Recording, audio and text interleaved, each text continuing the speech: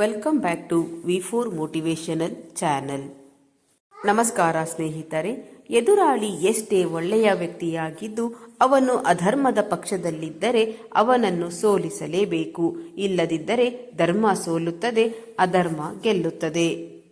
ಜೀವನವನ್ನು ಅರಿತವನು ಎಂದಿಗೂ ಅಹಂಕಾರಿಯಾಗಿರುವುದಿಲ್ಲ. ಜೀವನವನ್ನು ಅರಿಯದವನು ಯಾವತ್ತೂ ದುರಹಂಕಾರ ಬಿಡುವುದಿಲ್ಲ. ಯಾವ ರಾಜನು ಕೂಡ ಸದಾಕಾಲ ರಾಜನಾಗಿರುವುದಿಲ್ಲ. ಯಾವ ಶ್ರೀಮಂತನು ಕೊನೆಯವರೆಗೆ ಶ್ರೀಮಂತನಾಗಿರುವುದಿಲ್ಲ. ಹಾಗೆಯೇ ಯಾವ ಬಡವನು ಕೊನೆಯವರೆಗೆ ಬಡವನಾಗಿಯೇ ಇರುವುದಿಲ್ಲ. ಈ ಜಗತ್ತಿನಲ್ಲಿ ಯಾವುದೂ ಶಾಶ್ವತವಲ್ಲ. ಪರಿವರ್ತನೆ ಜಗದ ನಿಯಮ. ಬೇವು ಬಿತ್ತಿ ಮಾವು ಬೆಳೆಯಲಾಗದು ಎಂದಾಗ ಕೆಡುಕನ್ನು ಬಯಸಿ ಒಳ್ಳೆಯದನ್ನು ಪಡೆಯಲಾದೀತೆ. ಒಳ್ಳೆಯತನ ಶಾಪವೋ ವರದಾನವೋ ಗೊತ್ತಿಲ್ಲ. ಆದರೆ ಕೊನೆಗೆ ಕೆಟ್ಟವನೆಂಬ ಅಪವಾದ ಸಿಗುವುದು ಮಾತ್ರ ಖಂಡಿತ. ಪೂರ್ತಿ ಕಹಿಯಾಗಬೇಡ, ಪ್ರಪಂಚ ಉಗುಳಿಬಿಡುತ್ತದೆ. ಹಾಗೆಯೇ ಪೂರ್ತಿ ಸಿಹಿಯಾಗಲೂ ಬೇಡ, ಪ್ರಪಂಚ ನುಂಗಿಬಿಡುತ್ತದೆ. ಕೆಲವು ಸಾರಿ ದ್ವೇಷಿಸುವವರಿಗೆ ದಂಡಿಸಬೇಕು ಎನ್ನುವ ಅವಶ್ಯಕತೆಯೇ ಇಲ್ಲ. ನಮ್ಮ ನಗು, ನಮ್ಮ ಮೌನ ಹಾಗೂ ನಮ್ಮ ನಿರ್ಲಕ್ಷ್ಯವೇ ಸಾಕು. ನೀನು ಎಷ್ಟೇ ಒಳ್ಳೆಯ ವ್ಯಕ್ತಿಯಾಗಿರು, ನಿನ್ನ ಬಗ್ಗೆ ಕೆಟ್ಟದಾಗಿ ಮಾತನಾಡುವ ವ್ಯಕ್ತಿ ಇದ್ದೇ ಇರುತ್ತಾರೆ. ಯಾವಾಗ ನಿನಗೆ ಶತ್ರುಗಳ ಸಂಖ್ಯೆ ಹೆಚ್ಚುತ್ತಾ ಹೋಗುತ್ತದೆಯೋ ಅವತ್ತು ನೀ ನಡೆದ ಹಾದಿ, ಗುರಿ ನಿಖರವಾಗಿದೆ ಎಂದು ಅರ್ಥ.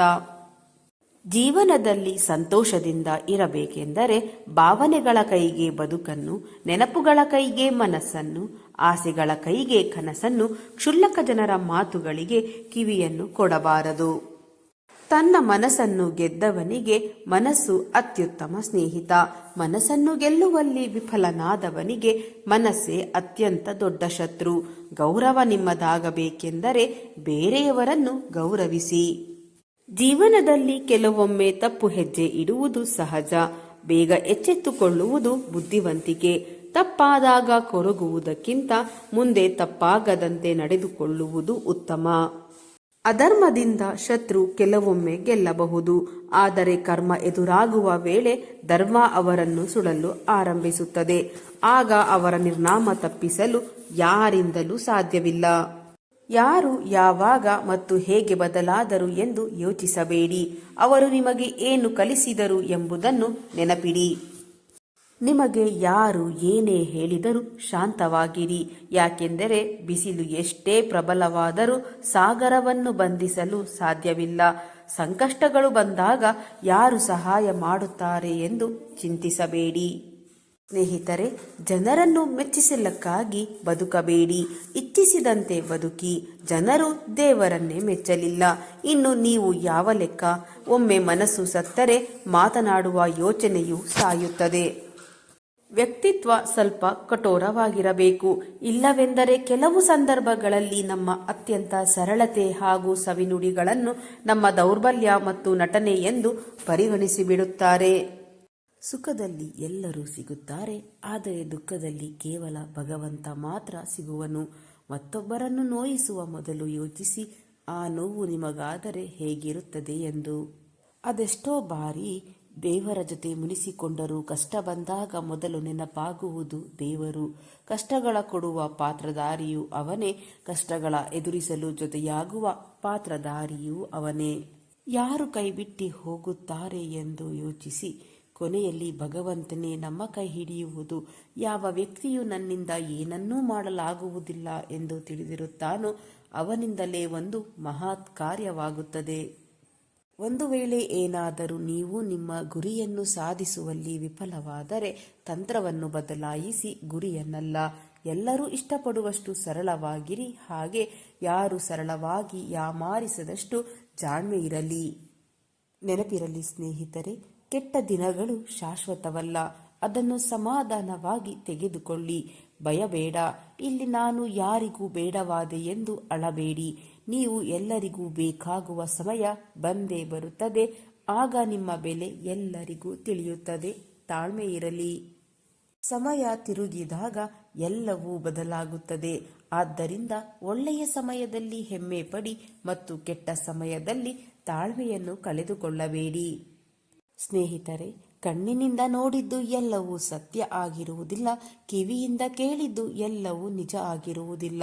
ಪರಿಸ್ಥಿತಿಗೆ ತಕ್ಕಂತೆ ಎಲ್ಲವೂ ಬದಲಾಗಿರುತ್ತದೆ ಅಷ್ಟೇ. ಇವತ್ತು ನೀನೇ ಎಲ್ಲ ಅನ್ನುವವರು ನಾಳೆ ನೀನು ಯಾರು ಅಂತ ಕೇಳುವ ಪರಿಸ್ಥಿತಿ ಬರಬಹುದು. ಹಾಗಾಗಿ ಯಾರನ್ನು ಅತಿಯಾಗಿ ನಂಬಬೇಡಿ, ನಂಬಿ ಮೋಸ ಹೋಗಬೇಡಿ. ಒಳ್ಳೆಯವರು ಸಂತಸ ಕೊಡುತ್ತಾರೆ, ಕೆಟ್ಟವರು ಅನುಭವ ನೀಡುತ್ತಾರೆ, ದುಷ್ಟರು ಪಾಠ ಕಲಿಸುತ್ತಾರೆ, ಉತ್ತಮರಾದವರು ಸವಿನೆನಪನ್ನು ಕೊಡುತ್ತಾರೆ. ಆದ್ದರಿಂದ ಇಂತಹ ಜನರನ್ನು ದೂಷಿಸಬಾರದು. ಎಲ್ಲರಿಂದಲೂ ಒಂದಲ್ಲ ಒಂದು ರೀತಿಯ ಪಾಠವನ್ನು ಕಲಿಯಬಹುದು. ನಮ್ಮಲ್ಲಿ ಆತ್ಮಭರವಸೆ ಇದ್ದರೆ ನಮ್ಮನ್ನು ಯಾರು ಏನು ಮಾಡಲು ಸಾಧ್ಯವಿಲ್ಲ. ನಿಜವಾದ ಜ್ಞಾನಿ ಎಂದಿಗೂ ಅಂಜುಬುರುಕನಾಗಿ ಧೃತಿಗೆಡುವುದಿಲ್ಲ. ಮುಂದೆ ಹೀಗಾಗಬಹುದು ಎಂದು ಮನಸ್ಸಿನಲ್ಲಿ ಯೋಚಿಸಿಕೊಂಡು ಕೊರಗುವುದು ಜೀವನವಲ್ಲ. ಇತರರಿಗೆ ನಾವು ಯಾವ ವೇಗದಲ್ಲಿ ಒಳ್ಳೆಯದಾಗಲಿ ಎಂದು ಬಯಸುತ್ತೇವೆಯೋ ಅದಕ್ಕೂ ಹೆಚ್ಚಿನ ವೇಗದಲ್ಲಿ ಅದು ನಮಗೆ ಬಂದು ಸೇರುತ್ತದೆ. ಶತ್ರು ಎಷ್ಟು ಋಣಾತ್ಮಕವಾಗಿ ಬಲಶಾಲಿಯಾಗಿದ್ದರೂ ಕರ್ಮದ ಫಲ ಎದುರಾದಾಗ ಶರಣಾಗತಿಯಾಗಲೇಬೇಕು. ಯಾವಾಗಲೂ ನಿಮ್ಮ ಸ್ವಂತ ಜನರಿಂದಲೇ ಎಚ್ಚರದಿಂದ ಇರಿ. ಏಕೆಂದರೆ ರಾವಣ ಸೋತಿದ್ದು ರಾಮನಿಂದಲ್ಲ, ವಿಭೀಷಣನಿಂದ. ಹಿಂಡಿದ ಹಾಲು ತಕ್ಷಣವೇ ಮೊಸರಾಗದಂತೆ ಇಂದು ಮಾಡಿದ ಪಾಪಕೃತ್ಯಗಳು ತಕ್ಷಣಕ್ಕೆ ಅನುಭವಕ್ಕೆ ಬರದೇ ಇರಬಹುದು. ಅದು ಬೂದಿ ಮುಚ್ಚಿದ ಕೆಂಡದಂತೆ ಸಮಯವನ್ನು ನೋಡಿಕೊಂಡು ಸರಿಯಾಗಿಯೇ ಸುಡುತ್ತದೆ. ಮನುಷ್ಯ ಹೇಳುತ್ತಾನೆ, ಸ್ವಲ್ಪ ಹಣ ಬಂದರೆ ಏನಾದರೂ ಮಾಡಿ ತೋರಿಸ್ತೀನಿ ಎಂದು. ಆದರೆ ಹಣ ಹೇಳುತ್ತದೆ, ಏನಾದರೂ ಮಾಡಿ ತೋರಿಸು, ನಾನೇ ನಿನ್ನ ಹತ್ತಿರ ಬರುತ್ತೀನಿ ಅಂತ. ನಿಮ್ಮ ಒಂದು ದೋಷವು ಎಲ್ಲಾ ಸದ್ಗುಣಗಳನ್ನು ನಾಶಪಡಿಸುತ್ತದೆ. ತಾಳ್ಮೆ ದೇವರು ಕೊಟ್ಟ ವರ, ಕೋಪ ದೇವರು ಕೊಟ್ಟ ಶಾಪ. ಹೂಗಳಿಗೋಸ್ಕರವಾದರೂ ಮುಳ್ಳುಗಳಿಗೂ ನೀರು ಹಾಕಲೇಬೇಕಾಗುತ್ತದೆ. ಬೀಗಿ ಬದುಕುವುದಕ್ಕಿಂತ ಬಾಗಿ ಬದುಕಿದರೆ ಸಕಲವೂ ನಮ್ಮದಾಗುತ್ತದೆ. ನಿಮಗಿದು ತಿಳಿದಿರಲಿ ಸ್ನೇಹಿತರೆ, ಕಲಿಯುಗದಲ್ಲಿ ಶಾಪ ತಟ್ಟುವುದಿಲ್ಲ.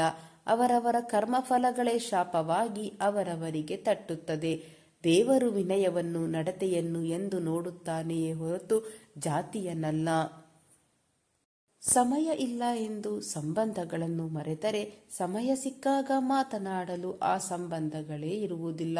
ಕೈ ತುಂಬ ಕೆಲಸ, ಕಣ್ತುಂಬ ನಿದ್ದೆ ಇದ್ದವನೇ ನಿಜವಾದ ಶ್ರೀಮಂತ. ಯಾರ ಬಾಳು ಬಾಳಲಾರದಷ್ಟು ಕಷ್ಟವೂ ಅಲ್ಲ, ಕನಿಷ್ಠವೂ ಅಲ್ಲ. ಜೀವನದಲ್ಲಿ ಕಷ್ಟ ಬಂದಿದೆ ಎಂದು ಈ ಬಾಳಿನಿಂದ ಓಡಿ ಹೋಗಬಾರದು. ಅದನ್ನು ಎದುರಿಸಿ ಬಾಳಿ. ಆಗ ಕಷ್ಟ ತಾನಾಗಿ ಹೆದರಿ ಸರಿಯುವುದು. ನಮ್ಮ ಕಷ್ಟಗಳಿಗೆ ಕಾರಣ ಯಾರೇ ಆಗಿದ್ದರೂ ಅದರ ಮೂಲ ಕಾರಣ ನಾವೇ ಆಗಿರುತ್ತೇವೆ. ನಮ್ಮ ಜನ್ಮ ಜನ್ಮಾಂತರಗಳ ಪಾಪ ಪುಣ್ಯಗಳ ಕರ್ಮಫಲಗಳು ಕಾರಣವಾಗಿರುತ್ತದೆ. ಅದರ ಹೊಣೆಯೂ ನಮ್ಮದೇ. ಆದ್ದರಿಂದ ಯಾರನ್ನಾದರೂ ದೂಷಿಸುವುದು ನಮ್ಮ ತಪ್ಪು ಕಲ್ಪನೆ ಆಗಿರುತ್ತದೆ. ನಿಮ್ಮವರು ಎನಿಸಿಕೊಂಡಿರುವವರು ನಿಮ್ಮಲ್ಲಿ ಈ 3 ಗುಣಗಳನ್ನು ನೋಡಿದವರನ್ನು ಮಾತ್ರ ನಂಬಿ. ನಿಮ್ಮ ಕಿರುನಗೆ ಹಿಂದಿರುವ ದುಃಖ, ನಿಮ್ಮ ಕೋಪದ ಹಿಂದಿರುವ ಪ್ರೀತಿ, ನಿಮ್ಮ ಮೌನದ ಹಿಂದಿರುವ ಕಾರಣ. ಒಳ್ಳೆಯದು ಅಥವಾ ಕೆಟ್ಟದ್ದು ಎರಡೂ ನಮ್ಮೊಳಗೆ ಇರುತ್ತದೆ, ನೆನಪಿರಲಿ. ಯಾವುದನ್ನು ನಾವು ಹೆಚ್ಚಾಗಿ ಉಪಯೋಗಿಸುತ್ತೇವೆಯೋ ಅದು ಹೆಚ್ಚು ಬೆಳೆಯುತ್ತಾ ಹೋಗುತ್ತದೆ. ದೇವರು ತಡ ಮಾಡಿದರೂ ನ್ಯಾಯ ಮಾಡುತ್ತಾನೆ, ಆದರೆ ಅನ್ಯಾಯ ಮಾಡುವುದಿಲ್ಲ. ತಡ ಆಗುವುದರ ಹಿಂದೆ ಅದ್ಭುತಗಳೇ ನಡೆಯುತ್ತದೆ. ಕಾದು ನೋಡಬೇಕು ಅಷ್ಟೇ. ಯಾವುದೇ ಒಳ್ಳೆ ಕಾರ್ಯಗಳು ಆಗಲಿ, ಪ್ರಯತ್ನವೆಂಬುದು ಅಧಿಕವಾದರೆ ಹಣೆಬರಹವು ಕೂಡ ಶಿರವಾಗುತ್ತದೆ. ಇದು ನಿಶ್ಚಿತ. ಕತ್ತಲನ್ನು ಬೆಳಕು ಮರೆ ಮಾಡಬಹುದೇ ಹೊರತು ಅದನ್ನು ನಾಶ ಮಾಡಲು ಎಂದಿಗೂ ಸಾಧ್ಯವಿಲ್ಲ.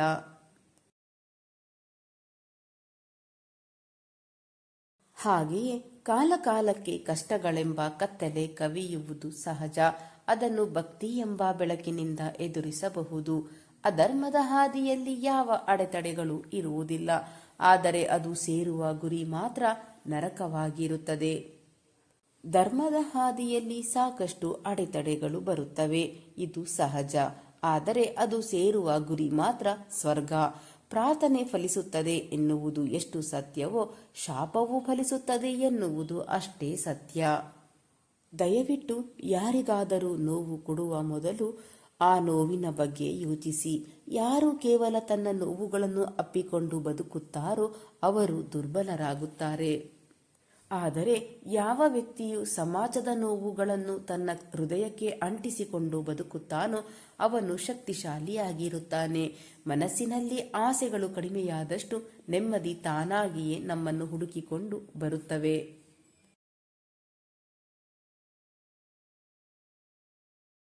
ಪ್ರಶ್ನಿಸುವ ಗುಣ ನಿಮ್ಮಲ್ಲಿ ಹೆಚ್ಚಾದಷ್ಟು ನಿಮಗೆ ಶತ್ರುಗಳ ಸಂಖ್ಯೆ ಹೆಚ್ಚಾಗುತ್ತಲೇ ಇರುತ್ತದೆ. ಇದೇ ಬದುಕಿನ ಕಠೋರ ಸತ್ಯ. ಅರಮನೆ ಹಾಳಾದರೆ ಪಾಳುಮನೆ ಎನಿಸಿಕೊಳ್ಳುತ್ತದೆ. ಆದರೆ ದೇವಾಲಯ ಎಷ್ಟೇ ಹಾಳಾದರೂ ದೇವಾಲಯವೇ ಎಂದು ಎನಿಸಿಕೊಳ್ಳುತ್ತದೆ. ನಿಮ್ಮ ಬಾಳನ್ನು ಅರಮನೆಯನ್ನಾಗಿಸಿ ಮಾಡಿಕೊಳ್ಳಬೇಡಿ, ದೇವಾಲಯವನ್ನಾಗಿ ಮಾಡಿಕೊಳ್ಳಿ.